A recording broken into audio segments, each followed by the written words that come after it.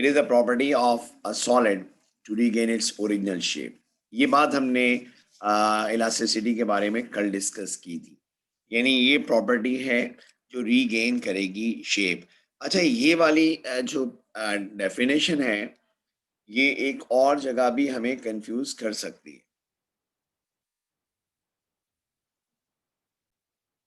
ये जो लैंग्वेज है, ये अक्सर बच्चे कंफ्यूज कर देते हैं, मिक्स कर देते हैं इक्विलिब्रियम के स्टेट से, जिसमें हम कहते हैं कि वो स्टेबल है तो वो अपने आप को रीगेन कर लेगा, तो स्टेबल इक्विलिब्रियम पे होगा। ये वो नहीं है। यहाँ बॉडी की शेप चेंज हो रही है, वहाँ बॉडी की स्टेट चेंज होती है, रेस्ट से मोशन, मोशन से रेस्ट, वर्टिकल से डाउनवर्ड, डाउनवर्ड से वर्टिकल। यहाँ पर जो है आ रहा है उसका शेप का डिफॉर्म होना। तो वो प्रॉपर्टी जिसमें बॉडी अपनी डिफॉर्मेशन को ख़त्म करके, रिफॉर्मिंग फोर्स को ख़त्म करके दोबारा अपनी ओरिजिनल फॉर्म में आ जाती है, अपनी शक्ल में आ जाती है, तो उसे हम इलास्टिसिटी कहते हैं। तो ये हम कल पढ़ चुके थे, इलास्टिक लिमिट, कि there is a limit to applied force within which a body can regain its original shape, that is called elastic limit. तो हमने कहा था कि जनाब जो आयरन है, it is more elastic than rubber. ठीक है, इसकी हमने ये साइंटिफिक रीज़न लिया था कि वाई, आई मीन, अगर कोई ये पूछे आपसे, अगर ये सवाल आपके सामने रख दिया जाए कि iron is more elastic than rubber, why, give scientific reason, अगर इस किस्म का कोई क्वेश्चन आएगा तो हम उसके जवाब देंगे, बिकॉज के they it requires, iron requires a larger amount of force to bring a permanent change in the shape of iron, right. Shape, volume और लेंथ में आयरन की हमें ज्यादा फोर्स चाहिए उसका चेंज लाने के लिए, but a rubber needs a quite lesser, as compared to iron, a much lesser force to bring a permanent change in it. ये एक सिंपल सा रीजन है जिसकी वजह से वो जनाब क्या कहते हैं, आयरन ज्यादा इलास्टिक है और रबर कम इलास्टिक है। यानी हम दूसरे लफ्जों में कह सकते हैं कि आयरन की इलास्टिक लिमिट रबर से बहुत ज्यादा होती है। यही वजह है कि बिल्डिंग्स बनाते हुए, उनकी रूफ बनाते हुए, उनके पिलर्स बनाते हुए, उनकी बेस बनाते हुए हम आयरन का स्ट्रक्चर इस्तेमाल करते हैं। पूरा पूरा पूरा आयरन का स्ट्रक्चर हम यूज करते हैं, जिसके बाद जनाब बिल्डिंगें, मजबूत बिल्डिंगें तामीर होती हैं। वरना हम प्लास्टिक के बार इस्तेमाल कर लेते हैं। इन फ्यूचर ऐसा हो सकता है कि हम प्लास्टिक की कोई ऐसी पॉलीमेरिक फॉर्म लेकर आए जिसमें आयरन जितनी मजबूती हो, या इसका कोई ऑल्टरनेट मटेरियल हो। ऐसे इस चीज को हम कभी भी ये नहीं कह सकते कि ऐसा नहीं हो सकता। इट इज पॉसिबल, क्योंकि अब जो गाड़ियां आ रही हैं वो फाइबर की शीट से बनी हुई आ रही है। गाड़ियों के फ्रंट बोनेट्स, फेंडर्स, ये सब जो है बिल्कुल उसके बन रहे हैं। इवन बुलेट प्रूफ जो हेलमेट बनाए जाते हैं आर्मी के लिए, वो भी फाइबर के बनाने लग गए हैं, क्योंकि इसका वेट कम होता है फाइबर का एज कम्पेयर टू आयरन।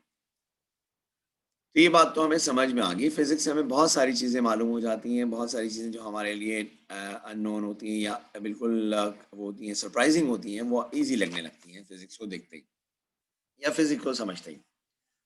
यहाँ इलास्टिसिटी में दो चीज़ें पैदा होती हैं। एक तो स्ट्रेस है, अभी हमने कल उसको स्टडी किया था कि वो अपोजिंग फोर्स है जो अप्लाई करती है per unit area against the applied force. जो डिफॉर्मिंग फोर्स है उसके अगेंस्ट में एक फोर्स जो है बॉडी के अंदर के मॉलिक्यूल्स आपस में इंटरमॉलिक्यूलर फोर्स ऑफ अट्रैक्शन की वजह से वो खींचते हैं, वो अप्लाई करते हैं।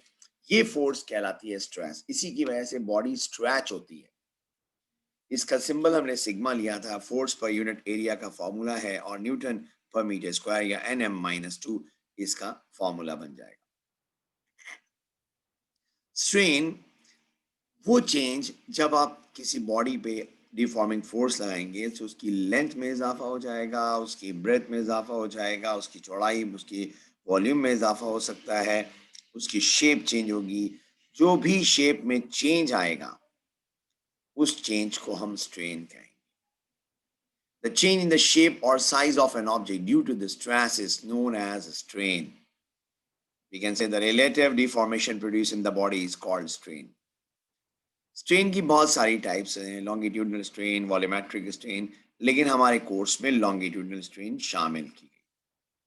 लॉन्गिट्यूडनल स्ट्रेन को हम लेंथ से कंपेयर करते हैं, यानी जब भी किसी ऑब्जेक्ट की लेंथ में जो चेंज आएगा उसको ओरिजिनल लेंथ से डिवाइड कर देंगे हम, तो हमें पता चल जाएगा पर यूनिट लेंथ में क्या चेंज है। एक्चुअली हम मालूम करना चाहते हैं rate of change of length. तो rate of change of length जो है, यानी उसका एक रेट, यहाँ पर मतलब rate of change of length exactly नहीं कहा जाएगा, ये कहा जाएगा कि change of length per unit length, ठीक है जी। यहाँ पे आप अगर रेट उसको लेंथ को पर यूनिट को ले लें तो हम इसको कह सकते हैं। तो change in length per unit length के लिए फॉर्मूला है डेल्टा एल अपॉन एल, और इसका सिंबल स्ट्रेन का, लॉन्गिट्यूडनल स्ट्रेन का एप्सिलॉन ले लेंगे। इसकी यूनिट नहीं होगी क्योंकि ऊपर भी मीटर में मेजर करेंगे, नीचे मीटर में मेजर करेंगे, लिहाजा दोनों मीटर्स होंगे, लिहाजा कोई कोई यूनिट इसकी नहीं होगी। It has no unit at all, कोई यूनिट इसमें नहीं होती क्योंकि ऊपर और नीचे दोनों की सेम यूनिट है, कैंसिल हो जाएंगे। हुक्स लॉ, हुक्स लॉ एक बहुत सिंपल सा लॉ है। Within elastic limit stress is directly proportional to strain. ये कोई इतना कॉम्प्लिकेटेड सी बात नहीं है। It's very simple and easy कि भाई अगर हम किसी चीज के ऊपर फोर्स लगाते हैं और इतनी फोर्स लगाएं कि वो जनाब उसकी इलास्टिक लिमिट के अंदर हो। जैसे ये देखिए, I am just showing it to you.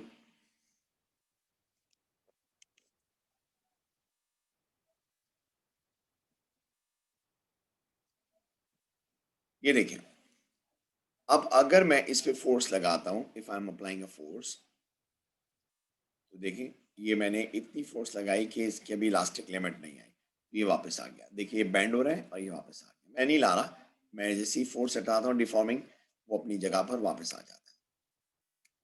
ठीक है, ये अक्सर आप ये देख लीजिए। लेकिन अगर मैं या आप इस पे इतनी फोर्स लगा दें कि जो इसकी इलास्टिक लिमिट से ज्यादा हो, तो ये इसमें एक परमानेंट चेंज आ गया। अब ये वापस अपनी जगह नहीं जाएगा। यहाँ इसका मतलब है कि मैंने इसकी इलास्टिक लिमिट के अंदर, अब यहाँ स्ट्रेन आ गया, स्ट्रेस इसका जो भी है वट एवर, राइट, अब ये परमानेंट स्ट्रेन आ गया इसके अंदर। तो यहाँ इलास्टिसिटी इसकी खत्म हो गई, अब ये प्लास्टिक रीजन में आ गया। तो इसका मतलब ये हुआ कि वो हिस्सा जहां तक उसकी इलास्टिक लिमिट ना आई हो, बॉडी वापस अपनी ओरिजिनल शेप में आ जाए, राइट।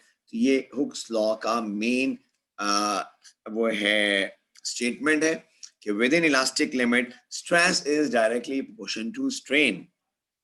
यानी जितना ज्यादा स्ट्रेस बढ़ेगा, स्ट्रेन भी उतना ही ज्यादा आएगा। इसका मतलब स्ट्रेन जो है स्ट्रेस पे डिपेंड कर रही है, और आयरन में स्ट्रेन स्ट्रेस ज्यादा होता है, उसकी रेजिस्टेंस फोर्स ज्यादा होती है, मॉलिक्यूलर फोर्स ऑफ अट्रैक्शन ज्यादा होती है एज कंपेयर टू प्लास्टिक या रबर। तो इसीलिए उसका भी जो स्ट्रेन है ज्यादा आता है। तो हुक्स लॉ ये कहता है कि ये जो रिलेशनशिप है दोनों में, स्ट्रेस और स्ट्रेन में जो रिलेशनशिप है, ये सिर्फ जब तक है जब तक इलास्टिक लिमिट है। बियॉन्ड द इलास्टिक लिमिट इनका आपस में कोई रिलेशनशिप नहीं है। तो देखिए दोबारा देखिए यहाँ पर, within elastic limit stress is directly proportion to strain. Stress का आपने लिखा प्रोपोर्शन और आपका फॉर्मूला आ गया कांस्टेंट। यहाँ पर कांस्टेंट जो है स्ट्रेस और स्ट्रेन का रेशो होगा। अगर हम इसको कंसिडर करें आपके सामने कि जो फोर्स लगाई गई है यहाँ पर हुक्स लॉ के अंदर वो एफ है, और जो आपके बॉडी में चेंज आया है, जो मैंने अभी मार्कर लिया था, आप स्प्रिंग ले लीजिए, जैसे कि पिछली वाली डायग्राम में एक स्प्रिंग यहाँ पर बना हुआ है। अगर हम स्प्रिंग को ले लें, if we take this spring, तो इसमें आप देख रहे हैं जैसी वेट ज़्यादा डाल रहे हैं तो ज़्यादा एक्स, एक एक्स आया, अगर दो वेट